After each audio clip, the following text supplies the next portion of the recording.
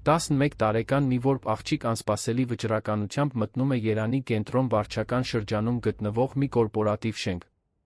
Նա ներկայացնում է որպես օրինական ժառանգորդուհի, սակայն մեծահարուստի կնոջ կողմից ծաղրանքի է արժանանում։ Երբ փաստաբան անհերքելի ապացույցներ է բերում, նրա ճշմարտությունը գլխիվայր շուռ է տալիս ամբողջ կայսրությունը։ Եթե հաղթահարման սիրո այս գեղեցիկ պատմությունը ձեզ հետաքրքրեց, մի մոռացեք բաժանորդագրվել մեր ալիքին, հայտնեք մեզ, թե Հայաստանի որ քաղաքից եք մեզ դիտում։ Շարունակությունը։ Եթե այս պատմությունը ձեզ հետաքրքրեց, մի մոռացեք բաժանորդագրվել մեր ալիքին, ասեք մեզ, թե որ քաղաքից եք մեզ դիտում։ Շարունակեցինք։ Խոստանում եմ, որ սա լինելու է լավագույն պատմությունը, որ երբեք լսել եք ձեր կյանքում։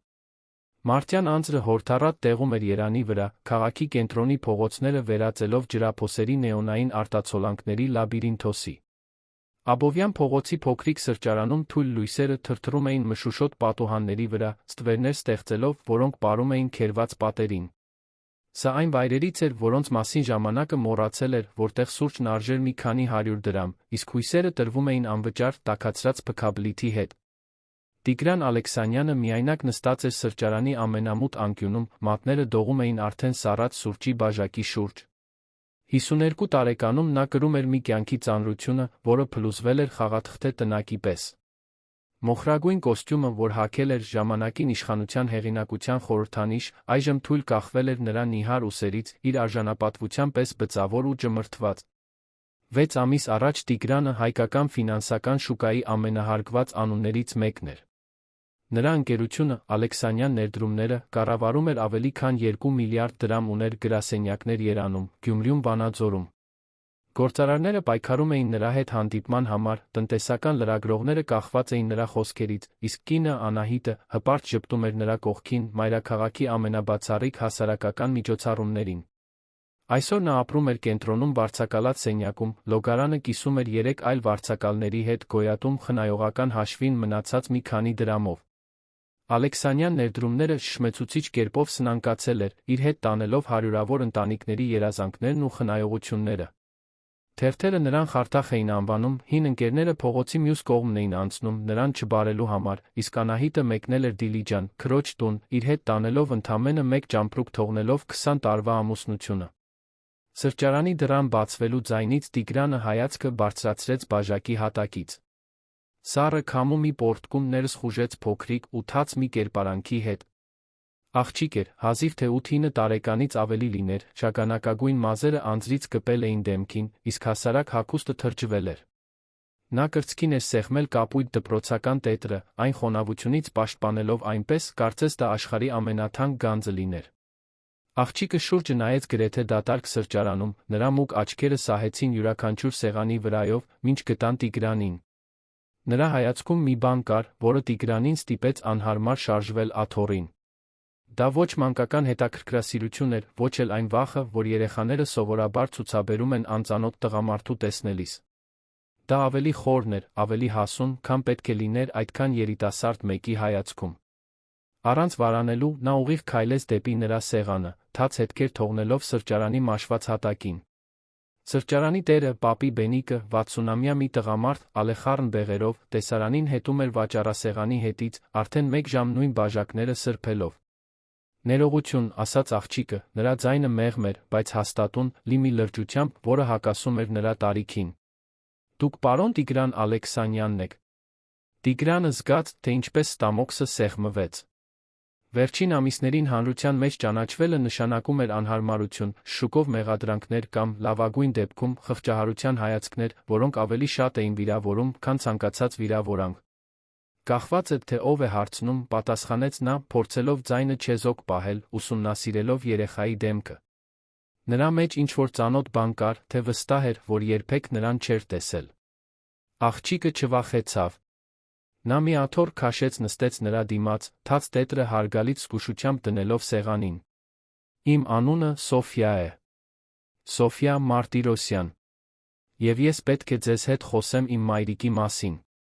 Մարտիրոսյան անունը Տիգրանի մտքում հնչեց հեռավոր զանգի պես։ Նա ճանաչում էր այդ ազգանունը, տեսել էր հաշվետվություններում, հաճախորդների ցուցակներում։ Բայց հիշողությունը հրաժարվում էր ամբողջությամբ ձավորվել, կորած մեղքի ամոթի մշուշում, որը ամիսներ շարունակ մթագնում էր նրա մտքերը։ «Ձեր մայրիկը», սկսեց նա, բայց բառը մահացավ նրա շուրթերին, երբ տեսավ Սոֆյայի դեմքի արտահայտությունը։ Այնտեղ վճռականության տխրության խառնուրդ կար, որը ստիպեց նրա սիրտը արագանալ։ Նա աշխատում էր որպես հաշվապահ, շարունակեց Սոֆյան, ճշգրիտ շարժումներով բացելով տետրը։ Հեղինե Մարտիրոսյան։ Նա մեր ընտանիքի բոլոր խնայողությունները ներդրել էր ձեր ընկերությունում։ Նա հավատում էր ձեզ։ Հիշողությունը վերջապես բյուրեղացավ Տիգրանի մտքում, իր հետ բերելով ցավի մի ալիք, որը քիչ էր մնում ստիպեր նրան կռանալ սեղանի վրա։ Հեղինե Մարտիրոսյան։ 30-ն անց մի կին, մուգ մազերը միշտ հավաքված կոկիկ սանրվածքով, փոքրիկ ակնոցներ, ամաչկոտ, բայց խելացի ժպիտ։ Նա մասնակցել էր ներդրողների մի քանի հանդիպումների, միշտ խորաթափանց հարցեր տալով ֆինանսական հաշվետվությունների մասին։ Տիգրանը հիշում էր, որ տպավորված էր նրա նվիրվածությամբ տեխնիկական գիտելիքներով։ Հեղինե, մրմնջաց նա, անունը դուրս եկավ աղոթքի կամ խոստովանության պես։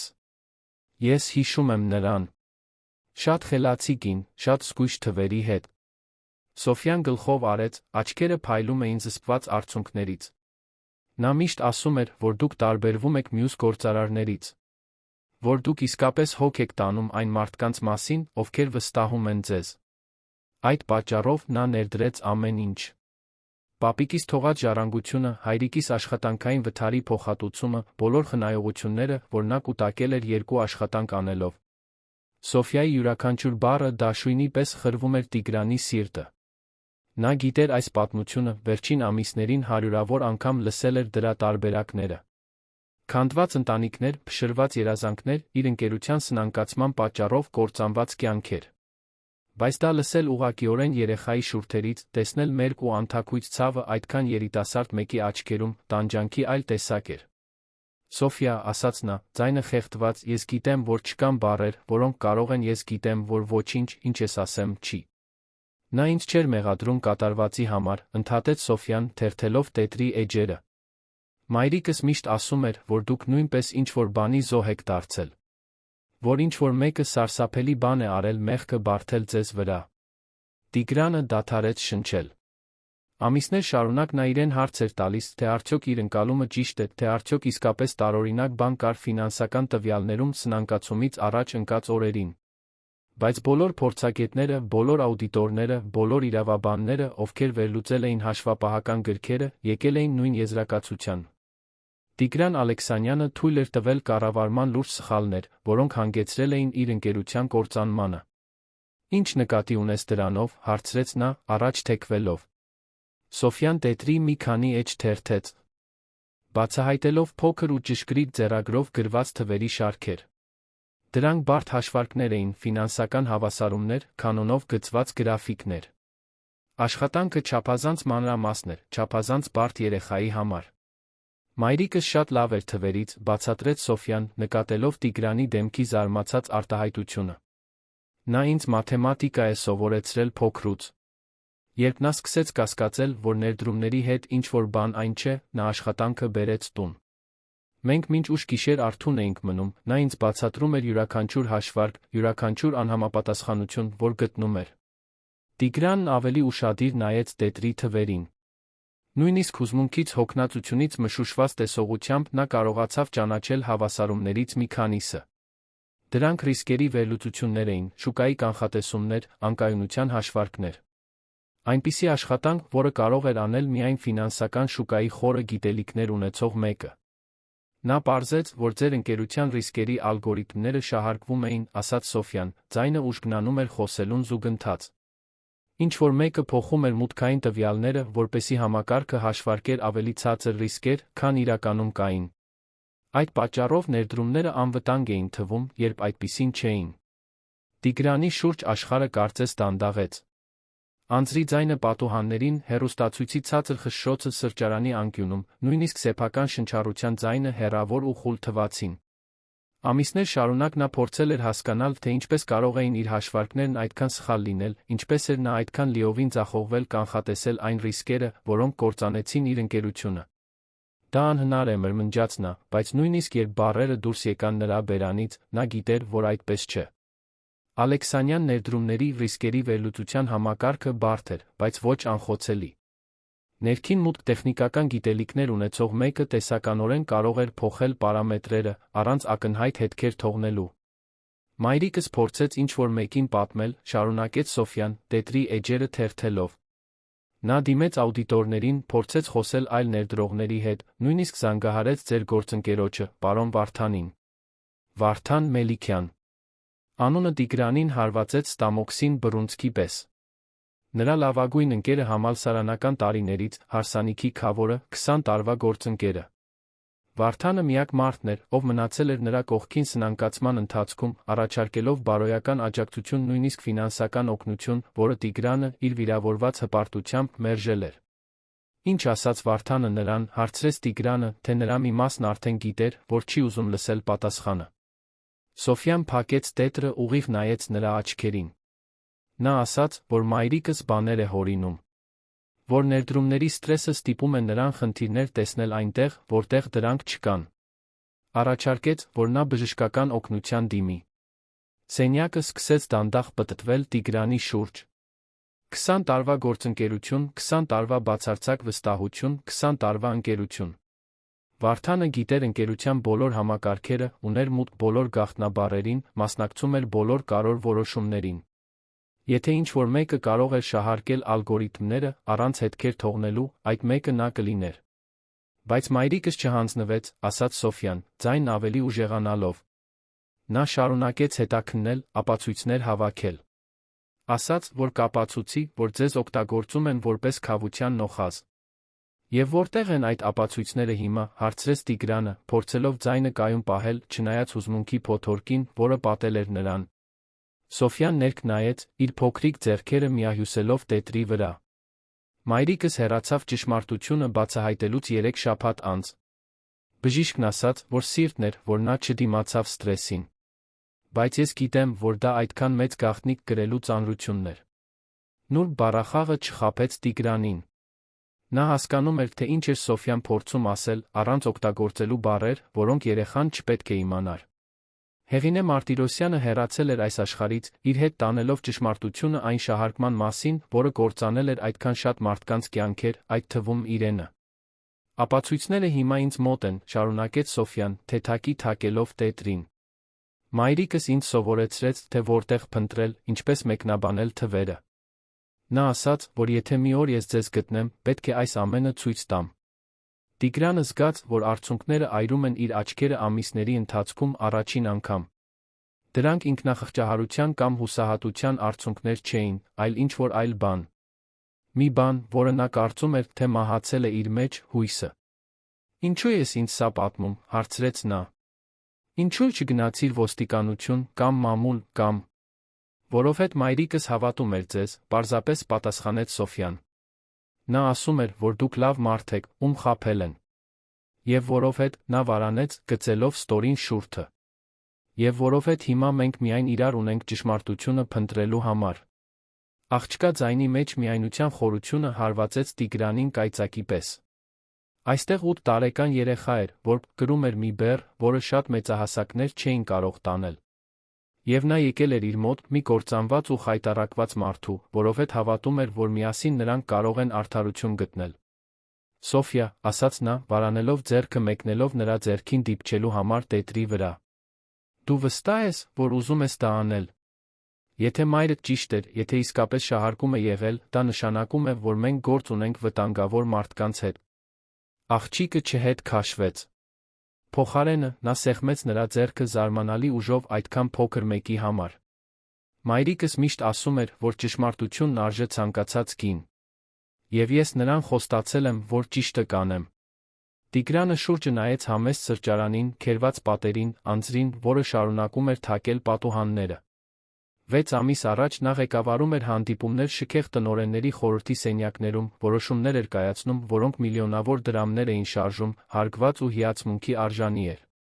Հիմա նա նստած էր Աբովյան փողոցի մի սրճարանում որբ երեխայի հետ, որը կարող էր լինել նրա միակ փրկության հնարավորությունը։ Լավ, ասաց նա վերջապես, զարմանալով սեփական ձայնի հաստատակամությունից։ Եկեք պարզենք ճշմարտությունը։ Միասին։ Սոֆյան ժպտաց առաջին անգամ սրճարան մտնելուց ի վեր, այդ ժպիտի մեջ Տիգրանը տեսավ նույն խելացի փայլի արտացոլանքը, որը հիշում էր Հեղինե Մարտիրոսյանի աչքերում։ Գուցե խենթություն էր հավատալ երեխային, գուցե հուսահատություն, բայց ամիսների ընթացքում առաջին անգամ նա զգում էր, որ նպատակ ունի։ Դրսում անձրը սկսեց թուլանալ, կեսօրվա արի առաջին ճառագայթները թափանցեցին ամպերի միջով, լուսավորելով սեղանը, որտեղ մի կործանված մարդ մի խիզախ աղջիկ կնքեցին մի դաշինք, որը ընդմիշտ կփոխեր նրանց կյանքը։ Այն բնակարանը, որը Տիգրանը կիսում էր կենտրոնում, դաժան արտացոլանքն էր այն բանի, ինչի վերածվել էր իր կյանքը։ Փոքրիկ սենյակը հազիվ էր տեղավորում մեկ տեղանոց մահճակալ փայտատաշեղային սալիկից պատրաստված։ Փոքրիկ գրասեղան։ Պատին խոնավության մի քանի հետքեր գծում էին գոյություն չունեցող երկրների քարտեզներ, իսկ բորբոսի հոտը մրցում էր տաքացրած սուրճի բույրի հետ, որը նա պատրաստում էր մեկ այրիչով էլեկտրական սալիկի վրա սարքած անկյունում։ Հենց այնտեղ, այդ նեղ ու մելամաղձոտ տարածքում, Սոֆյան պնդել էր գնալ սրճարանից դուրս գալուց հետո։ Աղջիկը պնդել էր իր 8 տարեկանից շատ ավելի մեծի անողոք տրամաբանությամբ։ Նրանց անձնական տարածք էր պետք, իր մոր բացահայտումները պատշաճ կերպով ուսումնասիրելու համար, իսկ այն տունը, որտեղ նա հիմա ապրում էր Բանգլադեշում հեռավոր մորաքրոջ հետ, չէր առաջարկում անհրաժեշտ հանգստություն։ Սոֆյան նստեց հատակին, ոտքերը խաչած, տարածելով վարդագույն դպրոցական պայուսակի պարունակությունը, որը կարծես ավելի լավ օրեր էր տեսել։ Բացի կապույտ տետրից, որը նա ցույց էր տվել սրճարանում, հայտնվեցին երկու տետր, մի քանի առանձին թերթեր, ծածկված նշումներով, փաստաթղթերի մի քանի լուսանկարներ, նույնիսկ միայղջյուրի կպչուն պիտակներով վարդագույն ֆլեշ գրիչ։ Մայրիկս միշտ ասում էր, որ մանրուքները կարևոր են, ասաց Սոֆյան, մանրակրկիտ դասավորելով թղթերը իր շուրջ։ Նա ինձ սովորեցրեց, որ մաթեմատիկայում, հատկապես ֆինանսական մաթեմատիկայում, մեկ սխալ թիվը կարող է ամեն ինչ փոխել։ Տիգրանը հետում էր մահճակալի եզրից, դեռ փորձելով ընկալել իր նեղլիկ սենյակում երեխա ունենալու սյուրռեալ իրականությունը, որը ֆինանսական դավադրություն էր քննարկում եղանակի մասին խոսելու բնականությամբ։ Մարտյան կեսօրը ներս էր թափանցում փոքրիկ պատուհանից, հատակին ստեղծելով ոսկեգույն լույսի քառակուսի, որտեղ Սոֆյան աշխատում էր կորած գաղտնիքներ պեղող հնագետի պես։ Եկեք սկսենք հիմունքներից, ասաց նա, բացելով առաջին տետրը ցույց տալով ձեռքով գծված գրաֆիկներով լի էջ։ Հիշում եք ռիսկերի վերլուծության ալգորիթմը, որ օգտագործում էիք ընկերությունում։ Սերա։ Ռիսկերի ավտոմատացված համակարգված վերլուծություն։ Տիգրանն անձամբ մասնակցել էր այդ ծրագրի մշակմանը, աշխատելով մաթեմատիկոսների ծրագրավորողների թիմի հետ, ստեղծելու այն, ինչը նրանք համարում էին հայկական շուկայում տատանումները կանխատեսելու ռիսկի ենթարկվածությունը հաշվարկելու ամենաբարդ գործիքը։ Իհարկե հիշում եմ, պատասխանեց նա, մահճակալից իջնելով նստելով հատակին Սոֆյայի կողքին։ 3 տարի պահանջվեց այն մշակելու համար։ Դա մեր գործունեության սիրտն էր։ Եվ ով ուներ համակարգին լիարժեք մուտք։ Ով կարող էր փոխել հիմնարար պարամետրերը, առանց աուդիտի մատյաններում հետքեր թողնելու։ Սոֆյայի հարցը չափազանց ուղիղ տեխնիկական էր երեխայի համար։ Տիգրանը նորացված զարմանքով նայեց նրան, հիշելով, որ Հեղինե Մարտիրոսյանը եղել էր ամենափայլուն հաշվապահներից մեկը, ում ճանաչում էր։ Ըստ երույթին, նա դստերը փոխանցել էր շատ ավելին, քան մաթեմատիկական գիտելիքներ։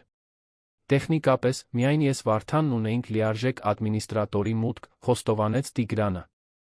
Եվ գլխավոր ծրագրավորողը Կարեն Հարությունյանը, բայց նա ընկերությունից հեռացել էր սնանկացումից 2 տարի առաջ։ Սոֆյան գլխով արեց մի քանի էջ թերթեց, բացահայտելով թվերով ամսաթվերով լի բարդ աղյուսակ։ Մայրիկս կարողացել է մուտք գործել համակարգի պահուստային պատճեններին ՏՏ բաժնի միջոցով։ Նա ճանաչում էր Մարինեին, ով այնտեղ էր աշխատում, կարողացել է նրանից որոշ տեղեկություններ ստանալ։ Մարինե Սահակյան։ Տիգրանը նրան էլ էր հիշում։ 40 անց մի կին, գործունյա, միշտ պատրաստ օգնելու տեխնիկական հարցումներով։ Նրան աշխատանքից հեռացրել էին տասնյակ այլ աշխատակիցների հետ, երբ ընկերությունը սնանկացավ։ Նայեք այս թվերին, ասաց Սոֆյան, մատնացույց անելով աղյուսակի տվյալների հաջորդականությունը։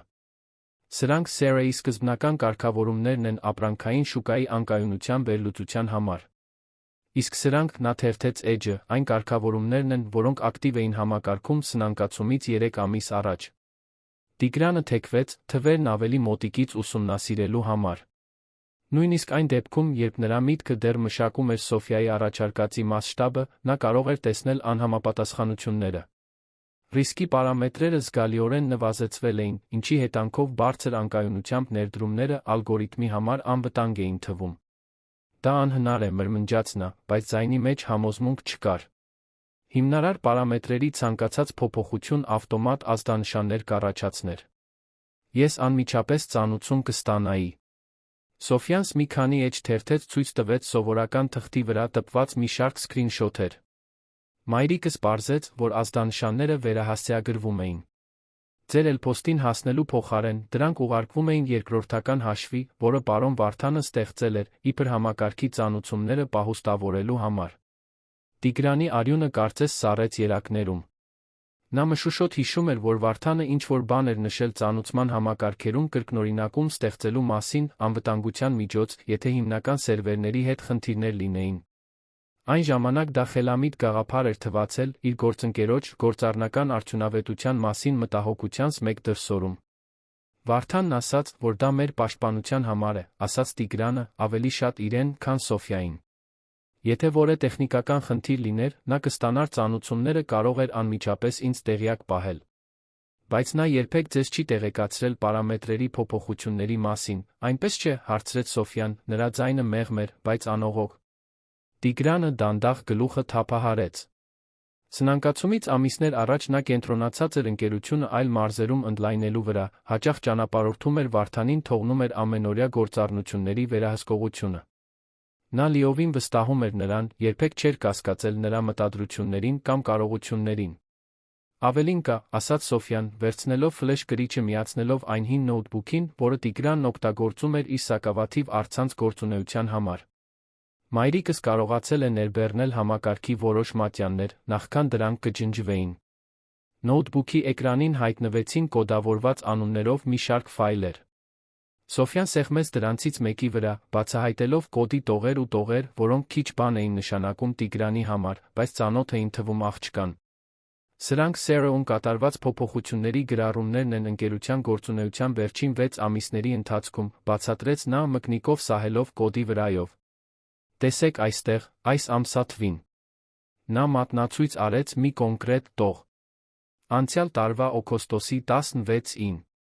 Ինչ-որ մեկը փոփոխել է անշարժ գույքի ոլորտի ռիսկերի վերլուծության ալգորիթմները։ Տիգրանը հիշում էր այդ ամսաթիվը։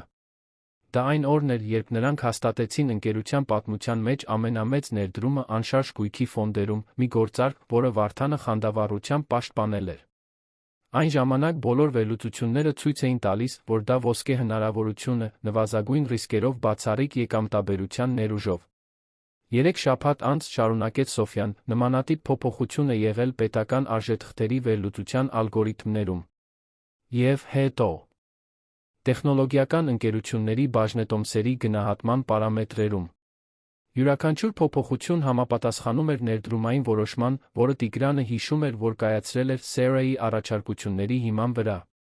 Բոլոր դեպքերում Վարդանն առաջինն էր առաջարկել հնարավորությունը, միշտ համոզիչ տվյալներով վերլուծություններով, որոնք ամուր էին թվում։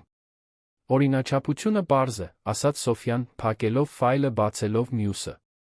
Փոփոխությունները միշտ տեղի էին ունենում խոշոր ներդրումներից մի քանի օր առաջ։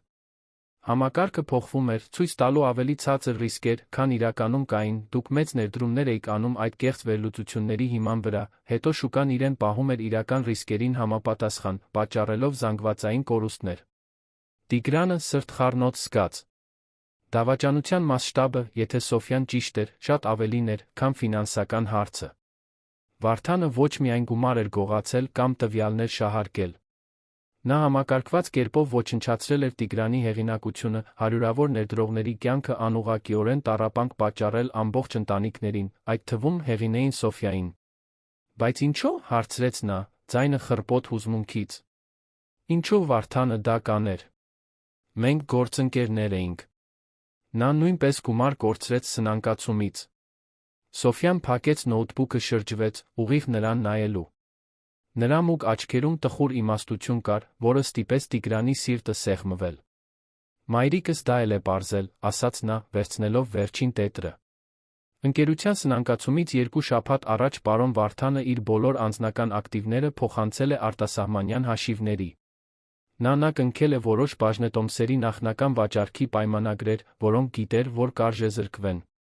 Սոֆյայի խոսքերը փոքրիկ սենյակում հնչեցին կրակոցների պես։ Վարդանն իրեն ֆինանսապես պաշտպանել էր, միաժամանակ կազմակերպելով ընկերության կործանումը։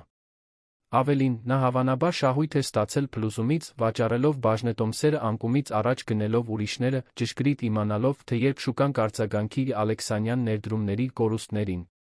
Նա ամեն ինչ պլանավորել էր, մրմնջաց Տիգրանը, իրականությունը վերջապես բյուրեղանում էր նրա մտքում։ Ի սկզբանե նա պլանավորել էր ինձ օգտագործել որպես քավության նոխազ։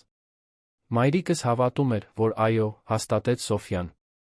Նա ապացույցներ է գտել, որ պարոն Վարդանն աշխատում էր որոշ միջազգային ներդրողների հետ։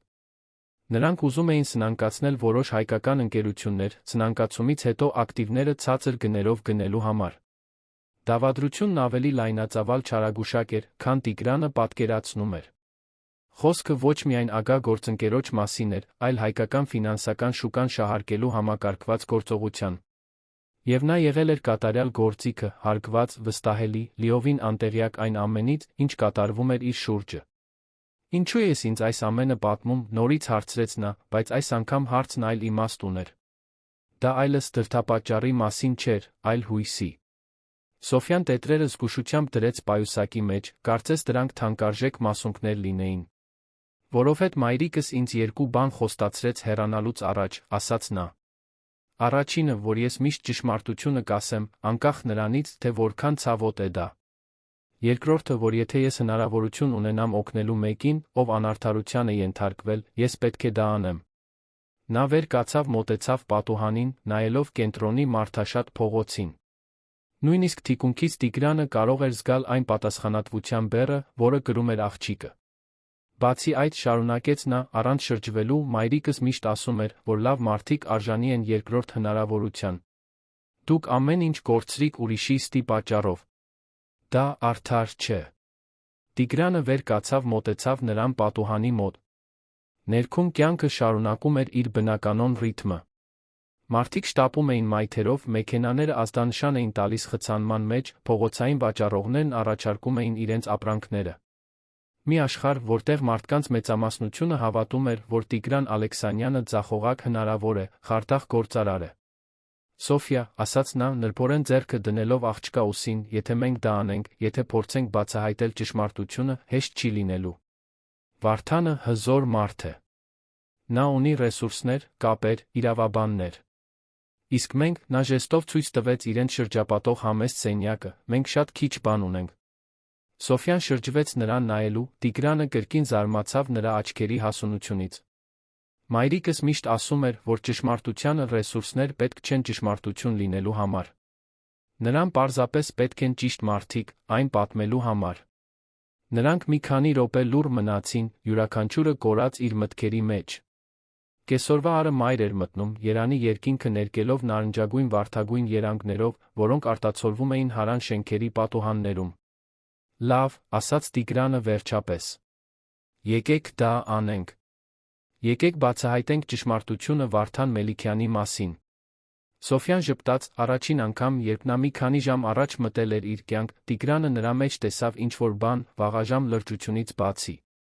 Նա տեսավ հույս, վճռականություն, այն մանկական ուրախության կայծը, որը պետք է բնական լիներ նրա տարիքի մեկի համար։ Բայց մեզ օգնություն է պետք լինելու, շարունակեց նա։ Մենք չենք կարող դա միայնակ անել։ Մայրիկս դրա մասին էլ է մտածել, ասաց Սոֆյան, բաճկոնի գրպանից հանելով ծալված թուղթ։ Նա կազմել է այն մարդկանց ցուցակը, ում կարող ենք վստահել։ Մարդիկ, ովքեր նույնպես տուժել են կատարվածից, բայց դեռ ունեն ռեսուրսներ, գիտելիքներ մեզ օգնելու համար։ Տիգրանը բացեց թուղթը, կարդաց հեղինեի խնամքով գրված անունները։ Նա ճանաչեց դրանցից մի քանիսը ընկերության նախկին աշխատակիցներ, գումար կորցրած ներդրողներ, նույնիսկ որոշ լրագրողներ, ովքեր լուսաբանել էին ֆինանսական սկանդալը։ Ցուցակի վերում երկու անգամ ընդգծված մի անուն կար, որը ստիպեց նրա սիրտը արագանալ՝ Դավիթ Մարտիրոսյան։ Դավիթը քերիս է, բացատրեց Սոֆյան, նկատելով Տիգրանի դեմքի ճանաչումը։ Մայրիկիս եղբայրը։ Նա աշխատում էր որպես ֆինանսական աուդիտոր, նախքան իր սեփական խորհրդատվական ընկերությունը բացելը։ Մայրիկս ասաց, որ եթե մի օր ինձ օգնություն պետք լինի այս տեղեկությունների հետ, նա կլինի առաջին մարդը, ում պետք է դիմեմ։ Դավիթ Մարտիրոսյան։ Տիգրանը նրան մշուշոտ հիշում էր Հեղինեի ընտանեկան հավաքույթներից, 40-ն անց լուրջ մի մարդ, միշտ լավ հագնված, այն լուր գործունակության տեսքով, որը բնորոշ էր լավ աուդիտորներին։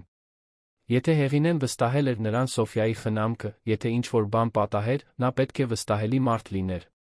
Կարծում ես, նա մեզ կօգնի, հարցրեց Տիգրանը։ Սոֆյան ծալեց թուղթը, նորից դրեց գրպանը։ Մայրիկս ասաց, որ նա շատ տխրեց, երբ ընկերությունը սնանկացավ։ Ոչ թե այն պատճառով, որ գումար կորցրեց, այլ որովհետև տեսավ, թե ինչպես են շատ ընտանիքներ տառապում։ Նա կարծում էր, որ նա կցանկանար տեսնել մեղավորներին պատժված։ Տիգրանս մեկ անգամ պատուհանից նայեց քաղաքին, որը եղել էր իր տունը իր ողջ հասուն կյանքի ընթացքում։ Ինչ-որ տեղ այնտեղ Վարդան Մելիքյանը հավանաբար ընտրում էր ինչ-որ թանկարժեք ռեստորանում, գուցե նշելով մեկ օր, երբ նա խուսափել էր իր արարքների հետանքներից։ Բայց այդ իրավիճակը շուտով կփոխվեր։ Ուրեմն սկսենք քո քեռուց, ասաց նա, զգալով մի էներգիա, որը ամիսներ շարունակ չէր զգացել իր երակներում։ Եվ հետո աշխարհին ցույց կտանք, թե ով է իրականում կործանել Ալեքսանյան ներդրումները։ Սոֆյան գլխով արեց, սկսեց իր իրերը հավաքել վարդագույն պայուսակի մեջ։ Մինչ նա դասավորում էր տետրերն ու թղթերը, որոնք պարունակում էին Վարդանի դավաճանության ապացույցները, Տիգրանը զգաց մի բան, որը մոռացել էր, թե ինչպես է զգացվում նպատակ։ 6 ամսվա մեջ առաջին անգամ նա ուներ մի բան, որի համար պայքարել։ Ավելին, նա ուներ մեկը իր կողքին, մեկը, ով հավատում էր նրան, երբ մնացած աշխարհը երես էր թեքել։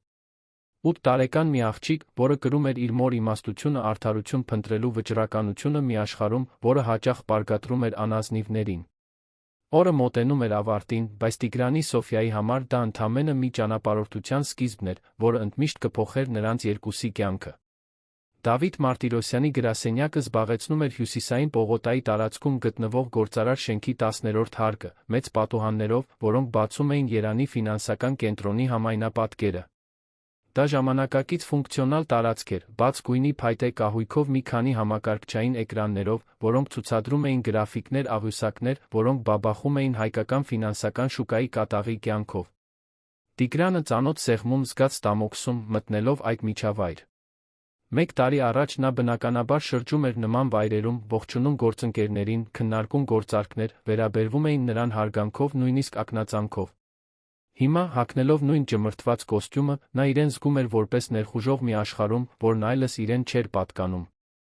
Դավիթ Մարտիրոսյանը միջին հասակի տղամարդ էր, շագանակագույն մազերով, քունքերին մի քանի ալեխառն մազերով, ուշադիր աչքերով, զուսպ շրջանակով ակնոցների հետում։ Երբ Սոֆյան վազեց նրան գրկելու, Տիգրանը կարողացավ տեսնել ընտանեկան նմանությունը դեմքի ձի խելացի արտահայտության մեջ։ Հեշտ էր պատկերացնել, որ Հեղինեն նմանատիպ դիմագծեր է ունեցել։ Սոֆյա սիրելիս, ասաց Դավիթը, կրանալով զարմուհու հասակին հասնելու համար։ Ինչպե՞ս ես։ Մի շաբաթ է, ինչ չենք տեսնվել։ Դավիթ քեռի, ես պետք է քեզ հետ խոսեմ այն բաների մասին, որ մայրիկս բացահայտել է, ասաց Սոֆյան, ուղիղ անցնելով բուն թեմային այն անկեղծությամբ, որը Տիգրանն արդեն սովորել էր ակնկալել նրանից։ Եվ պարոն Տիգրանն ինձ օգնում է։ Դավիթը դանդաղ վեր կացավ, ձեռքը մեկնեց Տիգրանին։ Նրա աչքերում զգուշություն կար, բայց նա մասնագիտական հետաքրքրասիրություն, որը շատ էր հիշեցնում Հեղինեի դստերը։ Պարոն Ալեքսանյան, ասաց նա չեզոք տոնով, որը ոչ թշնամանք էր դրսորում, ոչ էլ ընդունելություն։ Սոֆյան երեկ ինձ զանգեց, ասելով, որ դուք ծանոթացել եք, որ կարևոր բան ունեք ինձ ցույց տալու։ Խոստովանում եմ, որ հետաքրքրվեցի։ Պարոն Մարտիրոսյան, պատասխանեց Տիգրանը, սեղմելով առաջարկված ձեռքը, ես գիտեմ, որ իմ ներկայությունն այստեղ կարող է տարօրինակ թվալ։ Գիտեմ նա, որ դուք պատճառ չունեք ինձ վստահելու։ Բայց ձեր զարմուհին բաներ է բացահայտել, որոնք կարող են փոխել այն ամենը, ինչ մենք գիտենք իմ ընկերության հետ կատարվածի մասին։ Դավիթը ժեստով ցույց տվեց, որ նստեն պատուհանների մոտ գտնվող հանդիպումների սեղանի շուրջ։ Մարտյան կեսօրը պարզ էր, քաղաքը տարածվում էր նրանց ներքում, բետոնի ապակու եռաչափ քարտեզի պես։ Սոֆյան անմիջապես սկսեց իր նյութերը դասավորել սեղանի վրա, տարածելով տետրերն ու թղթերը այնպիսի ճշգրտությամբ, կարծես դա շատ անգամ էր արել։ Հեղինեն ինձ զանգեց հեռանալուց 2 շաբաթ առաջ, ասաց Դավիթը, հետելով զարմուհու աշխատանքին։ Նա շատ հուզված էր, խոսում էր Ալեքսանյան ներդրումներում հայտնաբերած անկանոնությունների մասին։ Փորձեցի համոզել նրան դիմել իրավասու մարմիններին, բայց նա պնդում էր, որ ավելի շատ ապացույցներ են պետք։ Տիգրանը ցավի խայթոց զգաց։ Հեղինեն փորձել էր զգուշացնել խարդախության մասին, բայց ոչ ոք լուրջ չէր ընդունել նրա մտահոգությունները։ Եթե ինքը ավելի շատ ուշադրություն դարձներ նշաններին, գուցե ամեն ինչ այլ կերպ լիներ։ Մայրիկս գիտեր, որ մարդիկ չեն հավատա նրան առանց շատ ամուր ապացույցների, ասաց Սոֆյան, բացելով առաջին տետրը։ Այդ պատճառով նա շարունակեց հետաքննել միայնակ։ Հաջորդ ժամվա ընթացքում Սոֆյան Տիգրանը Դավիթին ներկայացրին Հեղինեի բացահայտումները։ Աուդիտորը լուր լսում էր, երբեմն նշումներ անում, պարզաբանումներ խնդրում տեխնիկական կետերի վերաբերյալ։ Նրա փորձն ակնհայտ էր այն ձով, թե ինչպես էր նա հարցնում կոնկրետ մանրամասների մասին, բացահայտում ապացույցների մեջ առկա բացերը, որոնք պետք է լրացվեին։ Սա տպավորիչ է, ասաց Դավիթը վերջապես, հենվելով աթոռին։ Եթե այս տեղեկությունները ճիշտ են, մենք խոսում ենք շուկայի լայնածավալ շահարկման գործողության մասին։ Սա ոչ միայն մեկ ընկերության սնանկացման մասին է, այլ հայկական ֆինանսական ոլորտը ապակայունացնելու սխեմայի։ Ինչ կարող ենք անել, հարցրեց Տիգրանը։ Ինչպես կարող ենք դա ապացուցել այնպես, որ իշխանությունները լուրջ ընդունեն։ Դավիթը մտածկոտ մատներով թմբկահարեց սեղանին։ Մեզ 3 բան է պետք, ասաց նա։ Առաջինը, համակարգի շահարկման անվիճելի տեխնիկական ապացույցներ։ Երկրորդը, կասկածելի ֆինանսական փոխանցումների փաստաթղթավորում։ Երրորդը, վկաներ, որոնք կարող են հաստատել պատմությունը։ Եվ ինչպես ենք դա ձեռք բերում, հարցրեց Սոֆյան։ Սկզբի համար մենք պետք է մուտք գործենք Սերը համակարգի ամբողջական պահուստային պատճեններին, պատասխանեց Դավիթը։ Այն հատվածները, որոնք Հեղինեն կարողացել է ձեռք բերել, համոզիչ են, բայց բավարար չեն ամուր իրավական գործի համար։ Տիգրանը գլուխը թափահարեց։ Ընկերության սերվերները առգրավվել են ոստիկանության կողմից սնանկացումից անմիջապես հետո։ Դրանք բոլորը գտնվում են ապացույցների պահպանման հաստատությունում։ Ոչ պարտադիր, ասաց Դավիթը կիսաժպիտով։ Հեղինեն նշել է, որ դուք արտաքին պահուստավորում էիք անում թվային անվտանգության ընկերության համար։ Տեղպաշտպան, եթե չեմ սխալվում։ Տեղպաշտպան։ Տիգրանը լիովին մոռացել էր այդ պայմանագրի մասին։ Դա տվյալների պահուստավորման վերականգնման մասնագիտացված ընկերություն էր, որի հետ նրանք պայմանագիր էին կնքել 3 տարի առաջ, Վարդանի պնդմամբ։ Այն ժամանակ դա խելամիտ նախազգուշական միջոց էր թվում համակարգի խափանումների կամ բնական աղետների դեմ։ Վարդանը միշտ ասում էր, որ կարող է տվյալների կրկնօրինակում ունենալ, մրմնջաց Տիգրանը։ Բայց եթե պահուստային պատճենները դեռ այնտեղ են։ Դրանք պետք է լինեն, ասաց Դավիթը։ Նման պայմանագրերը սովորաբար ներառում են տվյալների պահպանման դրույթներ մի քանի տարով, նույնիսկ հիմնական պայմանագրի ավարտից հետո։ Սոֆյան ծափ տվեց, առաջին իսկապես մանկական ժեստը, որ Տիգրանը տեսել էր նրանից։ Դա նշանակում է, որ մենք կարող ենք ապացուցել այն ամենը, ինչ մայրիկս բացահայտել է։ Այդքան պարզ չի լինի, զգուշացրեց Դավիթը։ Այդ տվյալներին մուտք գործելու համար մեզ իրավական թույլտվություն է պետք։ Եվ հաշվի առնելով, որ Վարդան Մելիքյանը դեռ զգալի ազդեցություն ունի ֆինանսական շուկայում, այդ թույլտվությունը ստանալը կարող է բարդ լինել։ Կարծես ճակատագիրը ուզում էր ընդգծել Դավիթի խոսքերը, նրա սեղանի հեռախոսը սկսեց զանգել։ Նա նայեց էկրանի համարին, խոժոռվեց։ Տարօրինակ է, ասաց նա։ Դա այն իրավաբանական գրասենյակից է, որը ներկայացնում է նախկին Ալեքսանյան ներդրումների շահերը սնանկության գործընթացում։ Տիգրանը սարսուռ զգաց իր ողնաշարով։ Նրանք գիտեն, որ մենք հետաքննում ենք։ Անհնար է, ասաց Դավիթը, բայց ձայնի մեջ համոզմունք չկար։ Նա զգուշությամբ պատասխանեց հեռախոսին։ Դավիթ Մարտիրոսյան։ Հաջորդած խոսակցությունը կարճ միակողմանի էր։ Դավիթը լսում էր, մի քանի կարճ հարց տալիս տեղեկություններ գրառում թղթի վրա։ Երբ անջատեց, նրա արտահայտությունը մռայլ էր։ Ես հենց նոր պաշտոնապես ծանուցվեցի, որ Ալեքսանյան ներդրումների ակտիվների հետ կապված ցանկացած հետաքննություն պետք է անմիջապես հաղորդվի սնանկության գործընթացի համար պատասխանատու իրավաբանական գրասենյակին, ասաց նա։ Ըստ երույթին մտահոգություններ կան գործին առնչվող մարդկանց հեղինակությունը վնասելու փորձերի վերաբերյալ։ Սոֆյան շփոթված նայեց Դավիթից Տիգրանին։ Ինչ է դա նշանակում։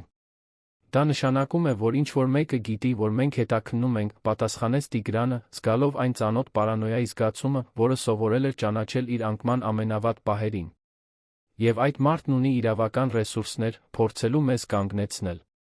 Վարդանը, ասաց Սոֆյան, նրա անունը դուրս եկավ դառը բառի պես։ Դավիթը դանդաղ գլխով արեց։ Դա միակ տրամաբանական բացատրությունն է։ Նա պետք է կապեր ունենա, որոնք վերահսկում են նախկին ընկերության հետ կապված ցանկացած գործունեություն։ Երբ դու երեկ ինձ զանգեցիր, Սոֆյա, նշելով ընկերության անունը, հավանաբար ինչ-որ տեսակի ազդանշան ես գործի դրել։ Տիգրանը վեր կացավ, սկսեց քայլել սենյակով, միտքը արագ աշխատում էր։ Ամիսներ շարունակ նա իրեն զգացել էր հանգամանքների անպաշտպան զոհ։ Հիմա առաջին անգամ նա մյուս կողմում էր, սպառնալիք ներկայացնելով ինչ-որ մեկի համար։ Դա միաժամանակ հուզիչ սարսափելի զգացողություն էր։ Ուրեմն ինչ ենք անում, հարցրեց նա։ Հանձնվում ենք։ Բացարձակապես ոչ, ասաց Դավիթը, նրա ձայնը ձեռք բերեց մի վճռականություն, որը շատ էր հիշեցնում իր քրոջը։ Բայց մենք պետք է ավելի զգույշ լինենք։ Եվ մենք պետք է արագ գործենք, նախքան նրանք կկարողանան դատական հրաման ստանալ մեր հետաքննությունը կանխելու համար։ Նա վեր կացավ, մոտեցավ սենյակի անկյունում գտնվող պահարանին, որտեղից հանեց նոթբուք մի քանի սարքեր, որոնք Տիգրանը չճանաչեց։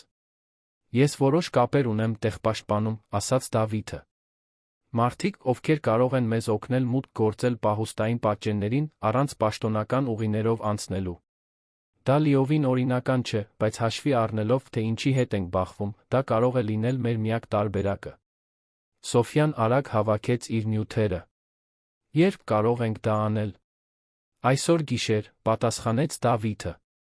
Տեղպաշտպանը տվյալների կենտրոն ունի քաղաքի Շենգավիթ թաղամասում։ Իմ կապն այնտեղ կարող է մեզ մուտք տրամադրել աշխատանքային օրվա ավարտից հետո, երբ քիչ մարդ կա։ Տիգրանը հույսի անհանգստության խառնուրդ զգաց։ Նրանք պատրաստվում էին անցնել մի գիծ, որից այլս չէին կարող հետ դառնալ։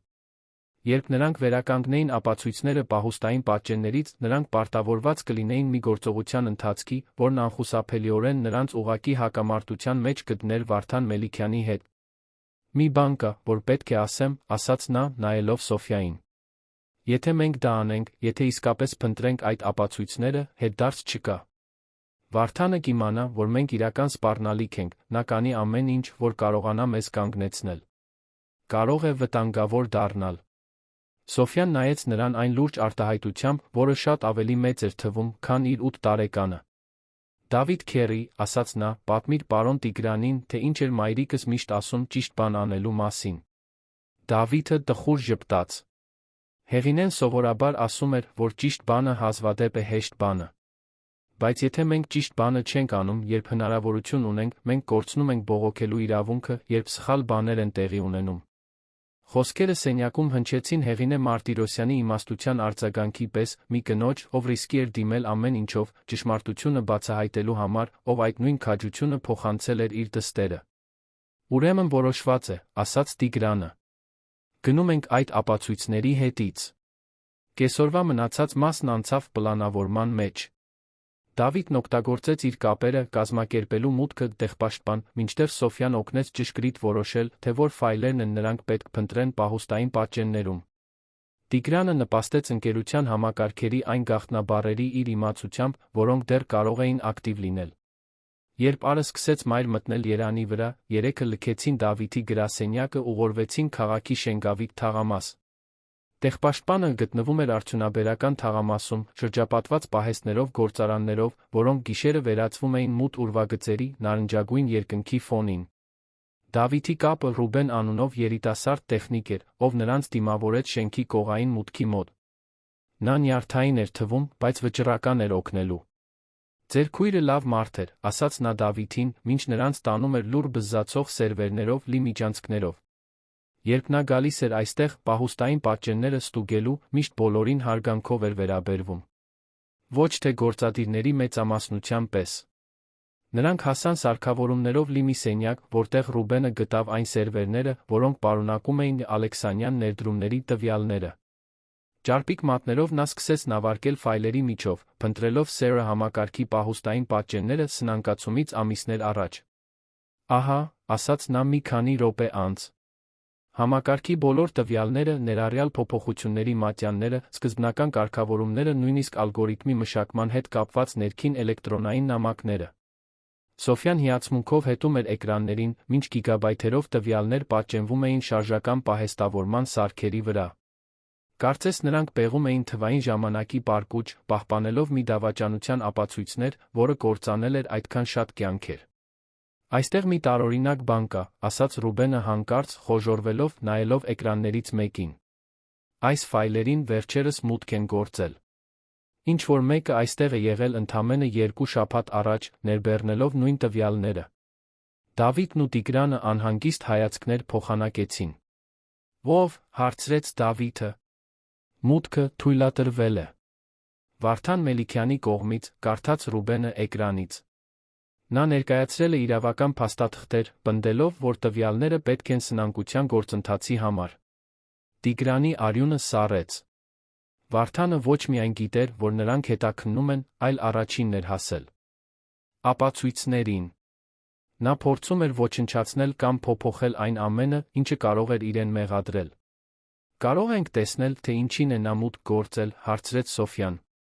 Ռուբենն արագ հրամաններ մուտքագրեց։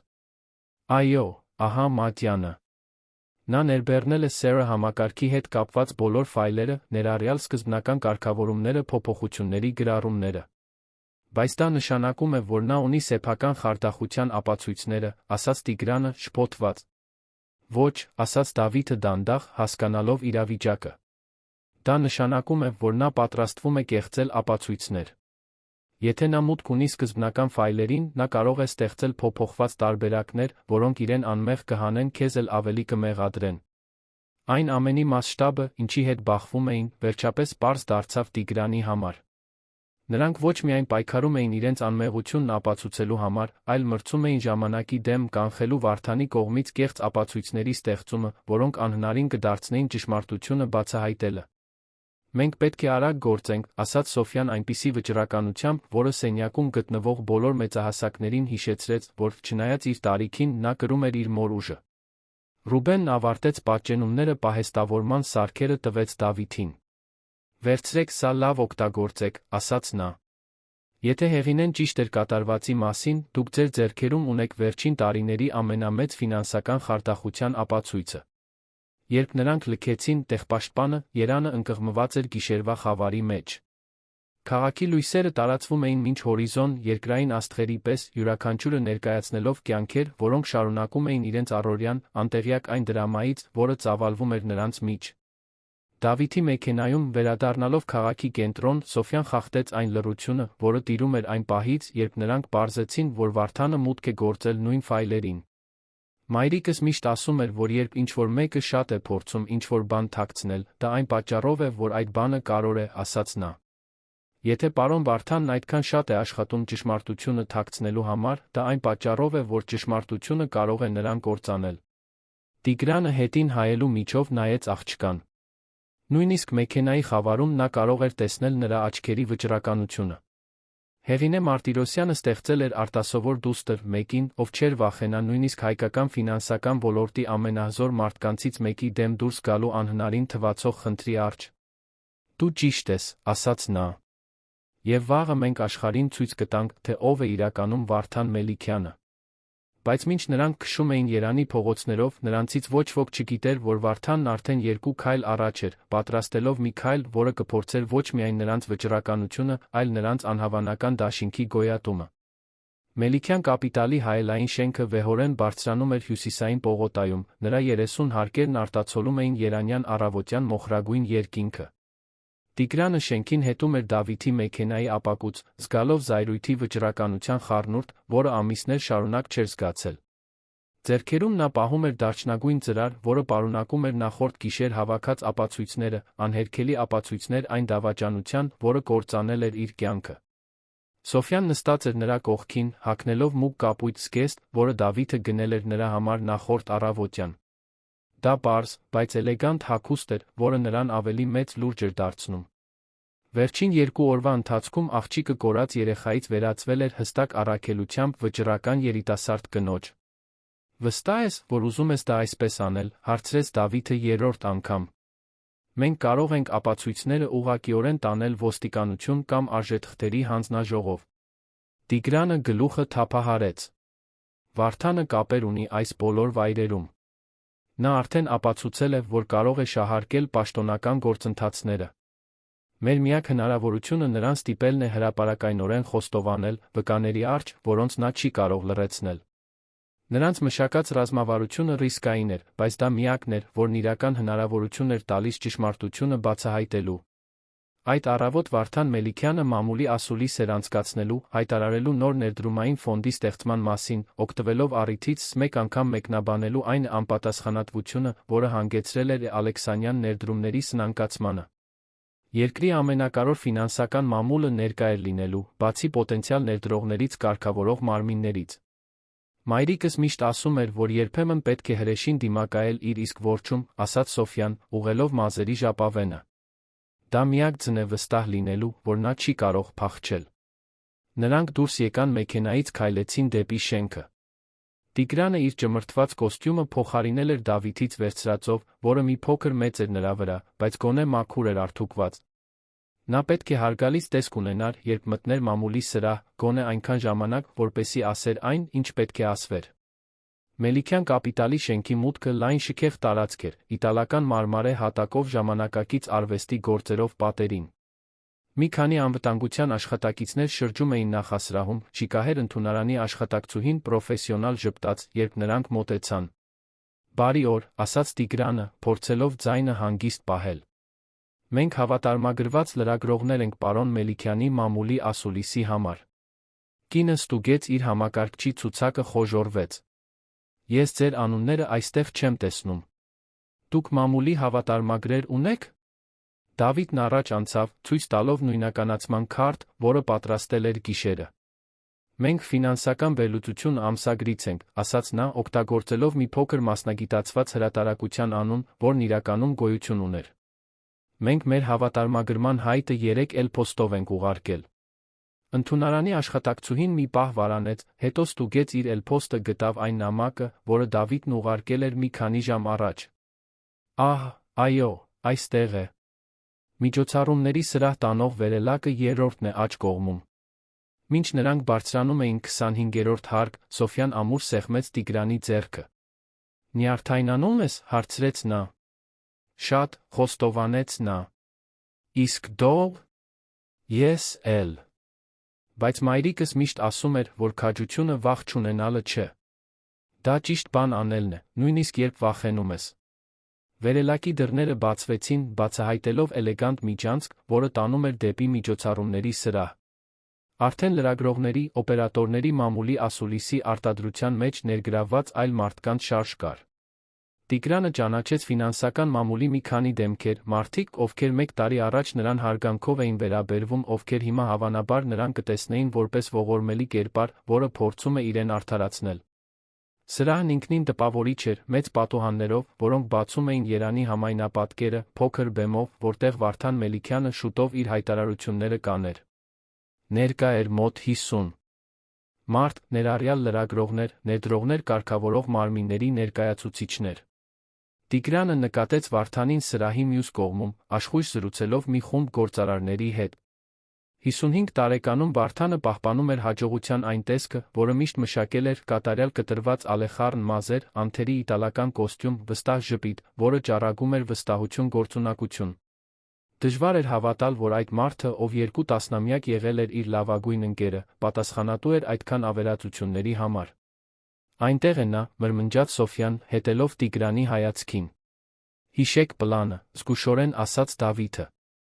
«Սպասում ենք, որ նա սկսի հայտարարությունները, հետո Տիգրանը հարցերի բաժնում հանդես կգա։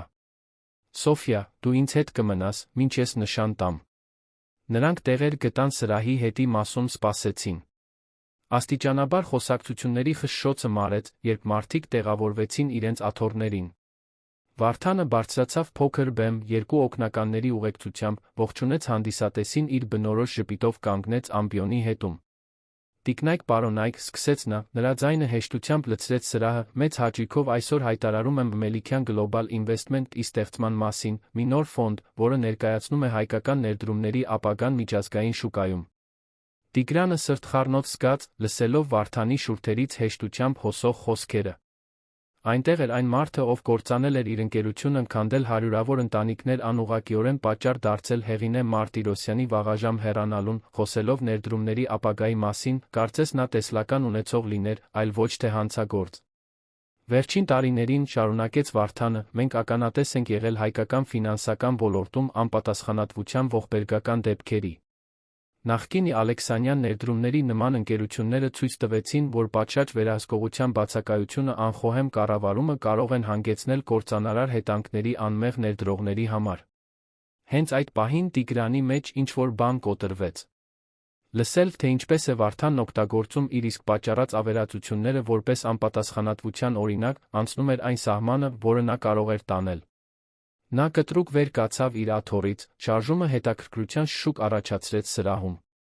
Պարոն Մելիքյան, ասաց Տիգրանը, նրա ձայնը սրահում ավելի բարձր հնչեց, քան սպասում էր, կարող եք մեկնաբանել Սերը համակարգի համակարգված շահարկումները, որոնք պատճառ դարձան Ալեքսանյան ներդրումների սնանկացմանը։ Հաջորդած լռությունը բացարձակ էր։ Հեռուստաղցիկները շրջվեցին դեպի Տիգրանը, լուսանկարիչների լուսարձակները սկսեցին կայծկլ տալ, ճանաչման մրմունջ անցավ հանդիսատեսի միջով, երբ մարդիկ հասկացան, թե ով է խոսում։ Վարդանի ժպիտը մի ակնթարթ տատանվեց, բայց արագ վերականգնվեց։ Տիգրան, ասաց նա, ծածնելով զարմանք գուցե նույնիսկ հաճույք նրան տեսնելուց։ Ինչպիսի անսպասելիություն։ Չգիտեի, որ դու ներկա ես։ Պատասխանեք հարցին, պնդեց Տիգրանը, քայլելով դեպի բեմ։ Կարող եք բացատրել, թե ինչպես եք կարողացել փոխել Սերը համակարգի ռիսկի պարամետրերը, առանց հիմնական աուդիտի մատյաններում հետքեր թողնելու։ Վարդանը ծիծաղեց, մի ստիպողական ձայն, որը չհասավ նրա աչքերին։ Տիգրան, ես հասկանում եմ, որ դու դեռ փորձում ես քավության նոխազներ գտնել քո սեփական սխալների համար, բայց հանրության առջ անհիմն մեղադրանքներ անելը ոչ ոքի չի օգնի։ Անհիմն։ Տիգրանը դարչնագույն ծրարը հանեց բաճկոնի միջից թափահարեց այն օդում։ Ես այստեղ ունեմ Սերը համակարգի ամբողջական պահուստային պատճենները, ներառյալ մատյաններ, որոնք ցույց են տալիս, թե կոնկրետ երբ ինչպես եք դուք շահարկել ռիսկերի վերլուծության ալգորիթմները։ Հուզմունքի խշշոց անցավ սրահով։ Լրագրողները սկսեցին կատաղի նշումներ անել, տեսախցիկները կենտրոնացան նրա ձեռքի ծրարի վրա, Տիգրանը կարողացավ տեսնել իրական հետաքրքրության արտահայտություններ ներկաների դեմքերին։ Վարդանն իջավ բեմից քայլեց դեպի Տիգրանը, պահպանելով ժպիտը, բայց կոշտ աչքերով։ Դու քեզ ծիծաղելի վիճակի մեջ ես դնում, ասաց նա ցածր ձայնով, որ միայն Տիգրանը լսեր։ Ոչ մի ապացույց չկա, որովհետև ես երբեք ոչ մի սխալ բան չեմ արել։ Ուրեմն դուք չեք առարկի բացատրել այս բանկային փոխանցումները արտասահմանյան հաշիվներին ընկերության սնանկացումից 2 շաբաթ առաջ։ Սոֆյան միացել էր նրանց, ձեռքին իր մոր տետրերից մեկը։ Աղջկա հայտնվելը նոր մրմունջ առաջացրեց հանդիսատեսի շրջանում։ Վարդանը նայեց նրան մի արտահայտությամբ, որը խառնում էր զարմանք մի բան, որը կարող էր վախ լինել։ Իսկ դու ով ես, աղջիկ, հարցրեց նա, փորձելով պահպանել կամահարական տոնը։ Իմ անունը Սոֆյա Մարտիրոսյան է, պատասխանեց նա, նրա ձայնը պարզ ու ուժեղ էր, չնայած իր տարիքին։ Իմ մայրը, Հեղինե Մարտիրոսյանը, բացահայտել է ձեր խարդախությունը հեռանալուց առաջ։ Նա ամեն ինչ փաստաթղթավորել է։ Հեղինե Մարտիրոսյան անունը տեսանելի ազդեցություն ունեցավ Վարդանի վրա։ Առաջին անգամ, երբ Տիգրանը սկսել էր նրան դիմակայել, նրա վստահության դիմակը լիովին սահեց։ Հեղինե Մարտիրոսյանը պարանոիկ էր, ասաց նա, բայց ձայնը մի փոքր դողաց։ Նա դավադրություններ էր տեսնում այնտեղ, որտեղ դրանք չկային։ Ուրեմն դուք հիշում եք նրան, ասաց Սոֆյան բացելով տետրը։ Հիշում եք, երբ նա զանգեց ձեզ անհանգստացած հաշվարկների անհամապատասխանություններով։ Եվ թե ինչպես դուք ասացիք, որ նա բաներ է հորինում։ Սոֆյան սկսեց բարձրաձայն կարդալ իր մոր նշումներից, մանրամասնելով յուրաքանչյուր խոսակցություն, որ Հեղինեն ունեցել էր Վարդանի հետ, յուրաքանչյուր ձախողված փորձ զգուշացնելու անկանոնությունների մասին։ Հանդիսատեսը լսում էր բացարձակ լռության մեջ, որսալով յուրաքանչյուր բառ։ Դավիթը հայտնվեց նրանց կողքին, ձեռքին նոութբուք։ Տիկնայք պարոնայք մամուլի ներկայացուցիչներ, ասաց նա, եթե թույլ տաք, կցանկանայի ցույց տալ արվող պնդումների կոնկրետ ապացույցներ։ Նա նոութբուքը միացրեց պրոյեկտորին, սկսեց ցուցադրել նախորդ գիշեր վերականգնած պահուստային պատճենների տվյալները։ Գրաֆիկները հստակ ցույց էին տալիս, թե ինչպես են փոխվել SERA համակարգի պարամետրերը, աղյուսակները մանրամասնում էին Վարդանի կասկածելի ֆինանսական փոխանցումները, ներքին էլեկտրոնային նամակները բացահայտում էին ռիսկերի վերլուծությունները շահարկելու խնամքով համակարգված գործողությունները։ Սա հորինվածք է, բղավեց Վարդանը, լիովին կորցնելով ինքնատիրապետումը։ Այս տվյալները փոփոխվել են։ Տիգրանը փորձում է ինձ մեղադրել, իր սեփական պատասխանատվությունից խուսափելու համար։ Ուրեմն դուք հերքում եք, որ ստեղծել եք երկրորդական էլփոստի հաշիվ, որը ստանում էր համակարգի փոփոխության ազդանշանները, հարցրեց առաջին շարքի լրագրողներից մեկը։ Հերքում եք, որ վաճառել եք այն ընկերությունների բաժնետոմսերը, որոնք գիտեիք, որ կտուժեն Ալեքսանյան ներդրումների կորուստներից, հարցրեց մյուսը։ Հերքում եք, որ շահարկել եք ռիսկերի ալգորիթմները առնվազն 12 անգամ սնանկացումից 6 ամիս առաջ, Սոֆյան կարդաց ուղիղ իր մոր նշումներից։ Հարցերը գալիս էին բոլոր կողմերից, մեղադրանքների տարափ հիմնված ներկայացվող ապացույցների վրա։ Վարդանը շուրջը նայեց սրահին, որպես անկյուն քշված կենդանի, փնտրելով ելք, որը գոյություն չուներ։ Դուք չեք հասկանում, ասաց նա վերջապես, ձայնը հուսահատ։ Հայկական շուկան չափազանց անկայուն էր։ Ինչ-որ մեկը պետք է դժվար որոշումներ կայացներ, իրական ներդրումները պաշտպանելու համար։ Տիգրանը չափազանց զգացմունքային էր, չափազանց կապված հին մեթոդներին։ Ուրեմն դուք ընդունում եք, որ շահարկել եք համակարգը, հարցրեց հեռուստալրագրողուհին։ Վարդանը շատ ուշ հասկացավ, որ ընկել է թակարդը։ Իրեն արդարացնելու հուսահատության մեջ նա խոստովանել էր հենց այն, ինչի համար իրեն մեղադրում էին։ Ես պաշտպանեցի ամենակարևոր ներդրողների շահերը, կակազեց նա։ Տիգրանն իր անգործունակ կառավարմամբ ամեն ինչ կկործաներ։ Պաշտպանեցիք հարյուրավոր ընտանիքների հաշվին, որոնք կորցրին իրենց խնայողությունները, ասաց Սոֆյան, նրա ձայնը լի խորը տխրությամբ։ Պաշտպանեցիք իմ մոր կյանքի հաշվին։ Հաջորդած լռությունը բացարձակ էր։ Վարդանի վերջին հայտարարություններում բոլոր ներկաները լսել էին լիարժեք խոստովանություն։ Նա ընդունել է շահարկումը, սաբոտաժը, ներքին տեղեկատվության օգտագործումը, իր սեփական գործընկերոջ ընկերության կործանումից շահույթ ստանալու համար։ Տիգրանը զգաց, որ ոտքերը տակից գնում են։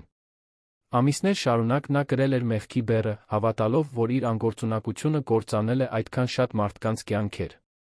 Հիմա, տասնյակ վկաների հեռուստացիկների առջ, ճշմարտությունը վերջապես բացահայտվել էր։ Պարոն Մելիքյան, ասաց Դավիթը, փակելով նոութբուքը, առաջարկում եմ փաստաբան փնտրել։ Այս ապացույցներն արդեն ուղարկվել են ոստիկանություն, արժեթղթերի հանձնաժողով դատախազություն։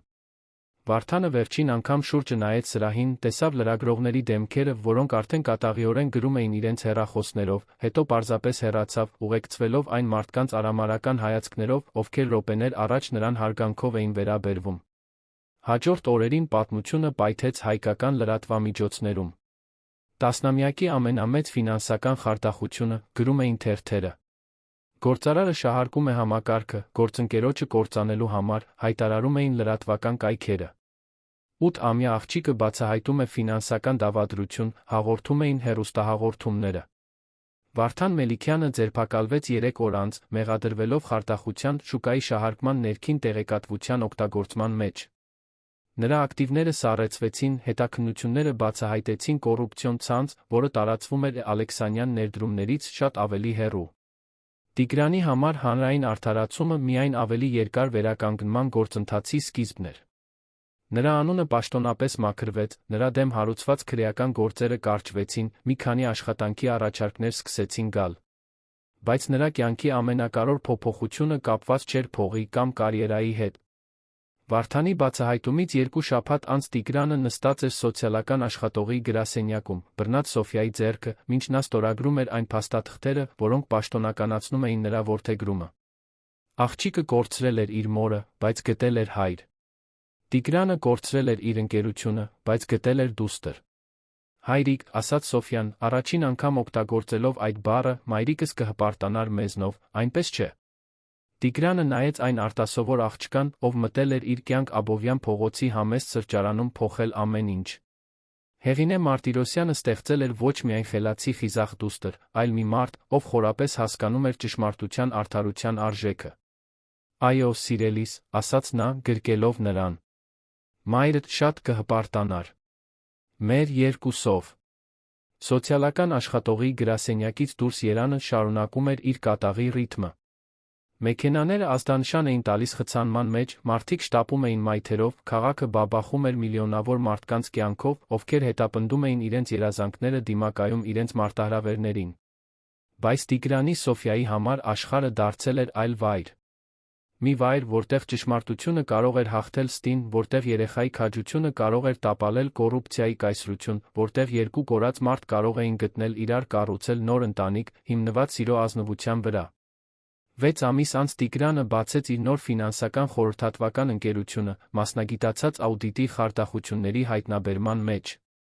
Սոֆյան, այժմ 9 տարեկան, հաճախում էր լավ մասնավոր դպրոց, դեռ օգնում էր հորը բարդ հաշվարկներով ազատ ժամերին, ցուցաբերելով մաթեմատիկայի բնատուր տաղանդ, որը կհպարտացներ իր մորը։ Ամեն գիշեր, քնելուց առաջ, նրանք հիշում էին Հեղինե Մարտիրոսյանին այն քաջությունը, որը նա ցուցաբերել էր ճշմարտությունը փնտրելիս, նույնիսկ իմանալով իր արժ ծառացած ռիսկերը։ Եվ ամեն առավոտ նրանք արթնանում էին երախտապարտ, իրար գտնելու ապագա կառուցելու հնարավորության համար, որտեղ արդարությունն ու ազնվությունը ոչ միայն իդեալներ էին, այլ ապրված իրականություններ։ Տիգրան Ալեքսանյանի Սոֆյա Մարտիրոսյանի պատմությունը դարձավ հույսի խորհրդանիշ շատ մարդկանց համար, ովքեր բախվում էին անհնարին իրավիճակների։ Այն ապացուցեց, որ նույնիսկ երբ ամեն ինչ կորած է թվում, երբ ամբողջ աշխարհը շրջվում է քո դեմ, ճշմարտությունը դեռ ունի ազատելու ուժ։ Եվ որ երբեմն ամենափոքր մարդը կարող է ունենալ ամենամեծ քաջությունը։ Ի վերջո, հաղթեցին ոչ թե հարստությունը կամ իշխանությունը, այլ մի աղջկա վճռականությունը, ով հրաժարվեց թույլ տալ, որ իր մոր հիշատակը իզուր լինի, մի մարդու ուժը, ով փրկություն գտավ ոչ միայն իր համար, այլ բոլոր նրանց համար, ովքեր անարդարության էին ենթարկվել նրա կողմից, ով պետք է վստահության արժանի լիներ։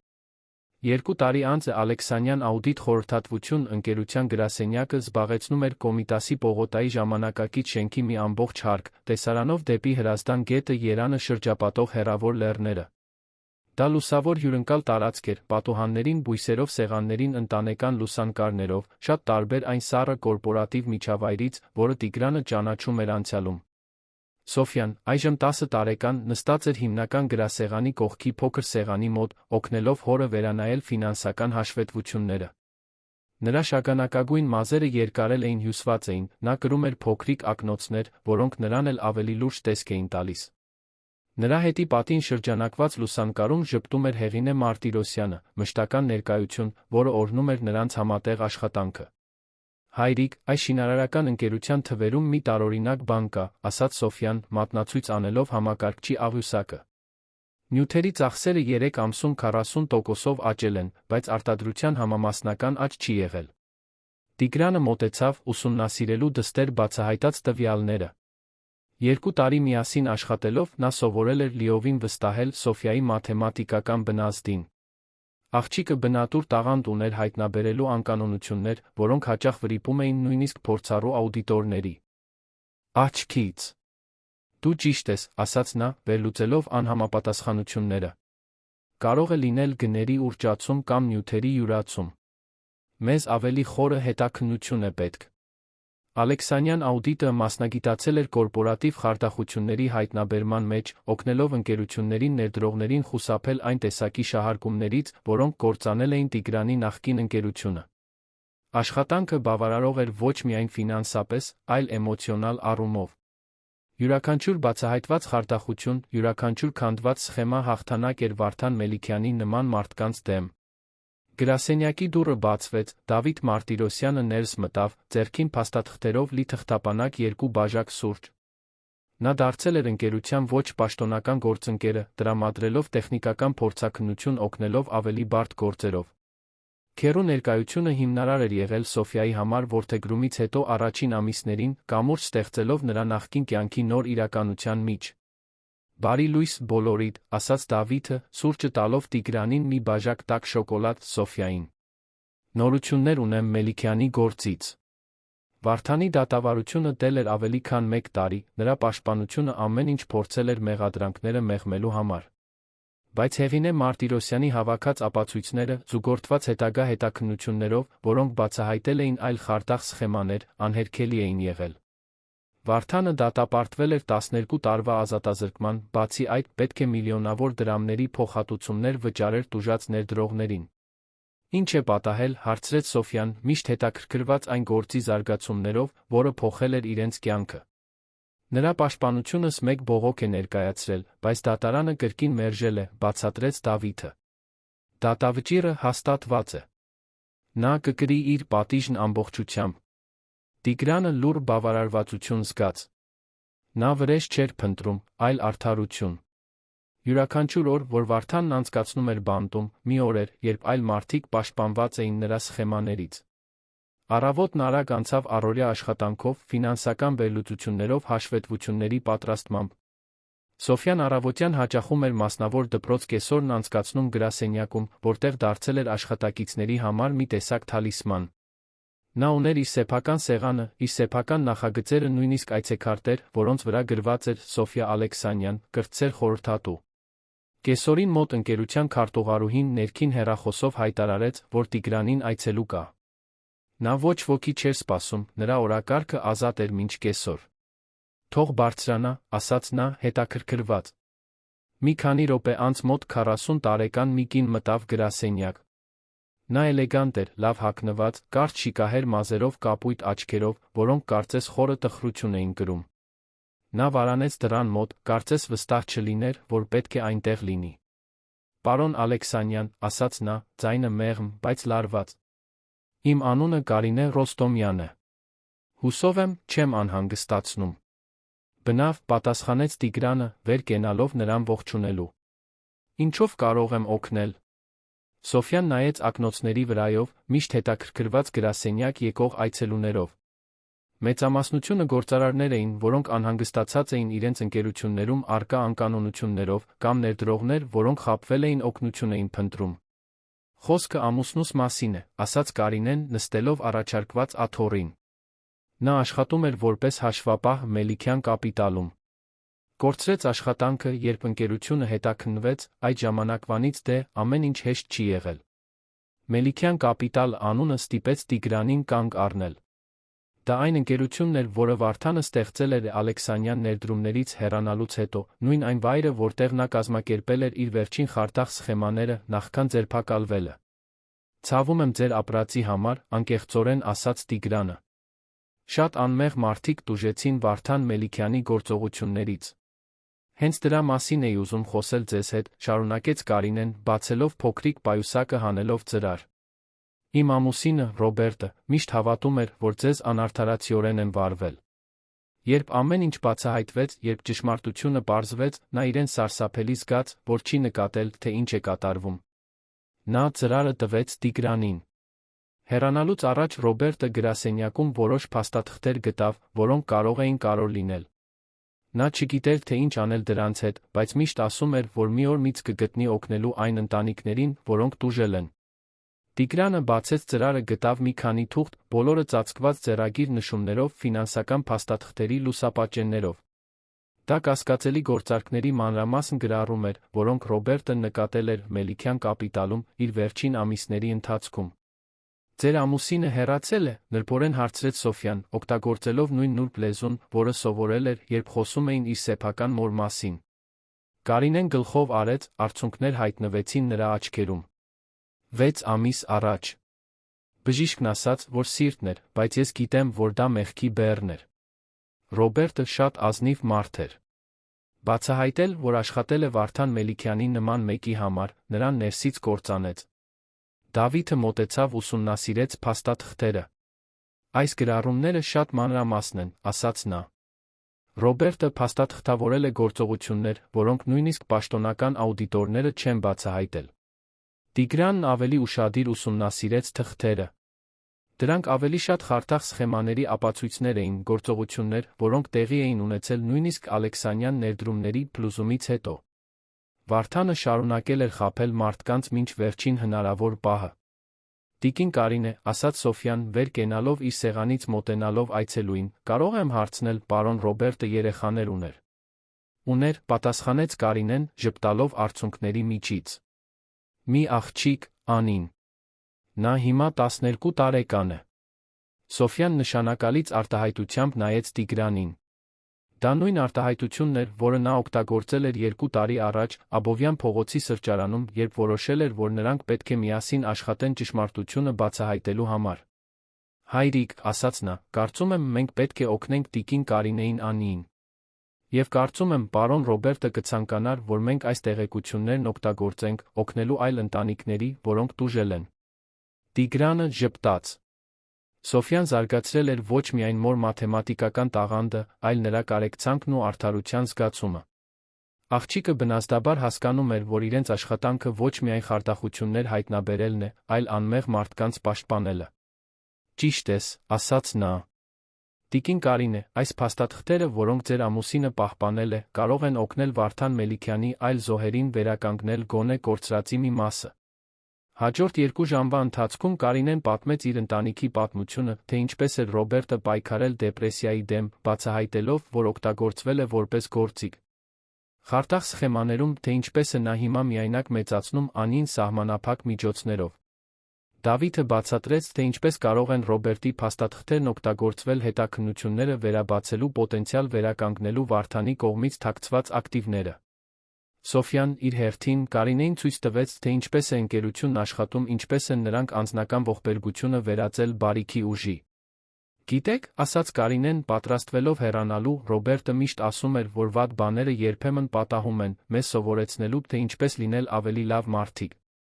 Կարծում եմ, նա ուրախ կլիներ, իմանալով, որ իր նշումները կօգնեն այլ ընտանիքների»։ Կարինեի հեռանալուց հետո Տիգրանը, Սոֆյան, Դավիթը մնացին գրասենյակում, քննարկելով հաջորդ քայլերը։ Ռոբերտի փաստաթղթերը կբացեին հետաքննության նոր ճակատ, պոտենցիալ հանգեցնելով միլիոնավոր դրամների վերականգնմանը խարդախությունների զոհերի համար։ «Գիտես, սա ինչ է նշանակում», հարցրեց Սոֆյան, թղթերը կոկիկ դասավորելով։ «Որ մենք շատ աշխատանք կունենանք», պատասխանեց Տիգրանը։ «Ոչ», ասաց Սոֆյան, ժպտալով։ «Նշանակում է, որ մայրիկս պարոն Ռոբերտը դեռ օգնում են մարդկանց, նույնիսկ եթե այլս այստեղ չեն։ Նշանակում է, որ նրանց բարությունը շարունակում է ապրել մեր արածի միջոցով»։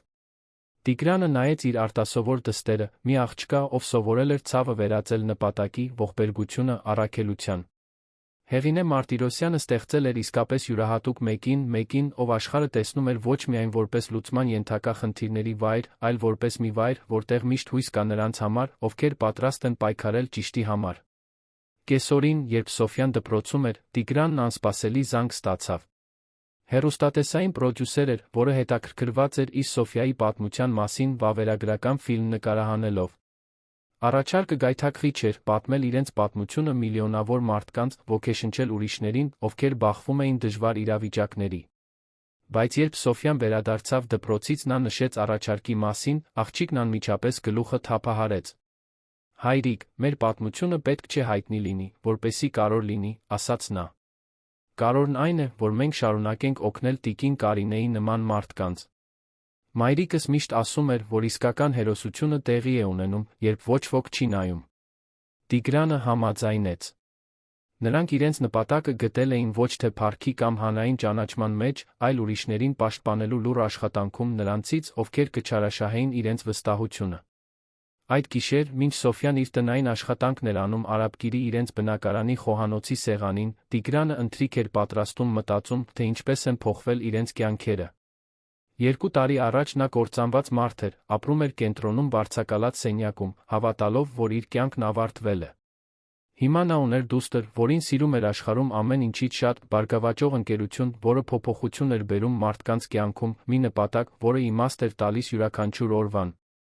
Ավելի կարևոր, նա սովորել էր, որ փրկությունը գալիս է ոչ թե անցյալը ջնջելուց, այլ անցյալի դասերն օգտագործելուց, ավելի լավ ապագա կառուցելու համար։ «Հայրիկ», ասաց Սոֆյան, հայացքը բարձրացնելով մաթեմատիկայի դասից, «կարող եմ քեզ մի հարց տալ»։ «Իհարկե, սիրելիս։ Կարծում ես, երբ մենք ծերանանք, այլ երեխաներ մեր օգնության կարիքը կունենան, ինչպես ես ունեի քո կարիքը»։ Տիգրանը ժպտաց, հուզված հարցի իմաստությունից։ «Հավանաբար, այո»։ «Ինչո՞վ»։ «Որովհետև ես ուզում եմ պատրաստ լինել նրանց օգնելու։ Ինչպես դու էիր պատրաստ ինձ օգնելու, ինչպես մայրիկս ինձ պատրաստեց քեզ օգնելու»։ Ահա Հեղինե Մարտիրոսյանի իսկական ժառանգությունը, ոչ միայն արտասովոր դուստր, այլ բարության մի շարան, որը կշարունակվեր սերունդների միջով։ Սոֆյան սովորել էր ոչ միայն մաթեմատիկա տրամաբանություն, այլ կյանքի ամենախորը արժեքները՝ քաջություն, կարեկցանք ճիշտն անելու վճռականություն։ Այդ գիշեր Սոֆյայի քնելուց հետո Տիգրանը նստեց իր բնակարանի պատշգամբում, նայելով երանի լույսերին, որոնք տարածվում էին մինչ հորիզոն։ Ինչ-որ տեղ այնտեղ Վարդան Մելիքյանը հատուցում էր իր հանցանքների համար բանտաղցում։ Մեկ այլ տեղ Կարինեի Անի նման ընտանիքները պայքարում էին իրենց կյանքը վերականգնելու համար, դավաճանվելով այն մարդկանց կողմից, ում վստահում էին։ Բայց նա հույս կար։ Կային Դավիթի նման մարդիկ, որոնք օգտագործում էին իրենց հմտությունները խոցելիներին պաշտպանելու համար։ Կային Ռոբերտի նման աշխատակիցներ, որոնք, նույնիսկ հսկայական ճնշումների պայմաններում, ընտրում էին փաստաթղթավորել ճշմարտությունը։ Եվ կային Սոֆյայի նման երեխաներ, որոնք իրենց մեջ կրում էին աշխարհն ավելի լավը դարձնելու վճռականությունը։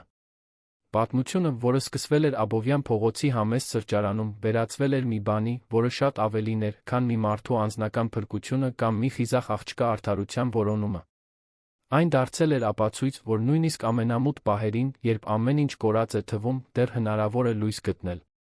Եվ այդ լույսը Տիգրանը գիտեր կշարունակեր փայլել Սոֆյայի միջոցով բոլոր այն մարդկանց միջոցով, ում նա կօգներ իր արտասովոր կյանքի ընթացքում։ Իսկական հաղթանակը ոչ թե Վարդան Մելիքյանին հաղթելն էր, այլ երաշխավորելը, որ նրա չարությունը չի շարունակվի, որ նրա ագահությունը կփոխարինվի առատաձեռնությամբ, նրա անազնվությունը ճշմարտությամբ։ Մինչ քաղաքը քնած էր նրա շուրջը, Տիգրանը լուռ խոստում տվեց Հեղինե Մարտիրոսյանին, նա կշարունակի հարգել նրա հիշատակը, պաշտպանելով Սոֆյային օգտագործելով նրա տաղանդը ուրիշներին պաշտպանելու համար։ Բարության շարանը կշարունակվի սերնդեսերունդ, մինչ աշխարհը դառնա այն վայրը, որը Հեղինեն երազում էր, որ կարող է լինել։ Մի վայր, որտեղ ճշմարտությունը հաղթում է ստին, որտեղ քաջությունը հաղթահարում է վախը, որտեղ սերը միշտ ավելի ուժեղ է, քան ատելությունը։